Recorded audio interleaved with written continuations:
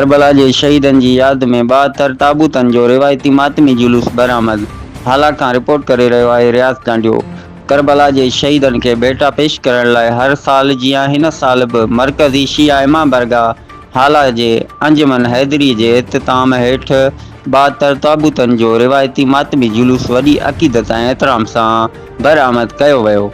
मातमी काफ़िलो पंहिंजे मुक़ररु कयल रस्तनि तां गुज़रंदो चूड़ीगर इमाम बरगाह ते पहुतो, जिते जुलूस पंहिंजे इख्तिताम ते पहुतो।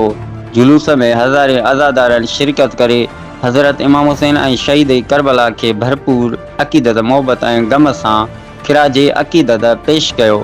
अज़ादारनि पारां नुंहं खानी, सीनाज़नी ऐं मातम पिणु कयो वियो।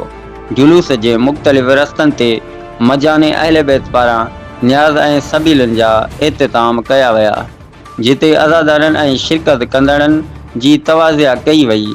सॼे शहर में मज़हबी अक़ीदत, भाईचारे ऐं नज़म ज़ब्त जो बहितरीन माहौल ॾिसण में आयो।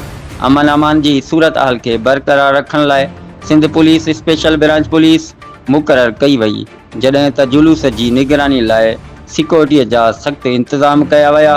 ॿिए पासे म्यूनिसिपल इंतज़ामिया तरफ़ां सफ़ाई सुथराई जा बहितरीन इंतज़ाम कया विया, जॾहिं त हेल्थ डिपार्टमेंट पारां एम्बुलेंसुनि, डॉक्टरनि, पैरामेडिकल स्टाफ ऐं हंगामी तिबी सहूलतुनि जो बंदोबस्त कयो वियो। मज़ीद खबरों और ताज़ा अपडेट्स के लिए देखते रहिए हाला न्यूज़ टीवी। हम अब तक बर वक्त मुस्तनद और बाखबर खबरें पहुंचाते रहेंगे।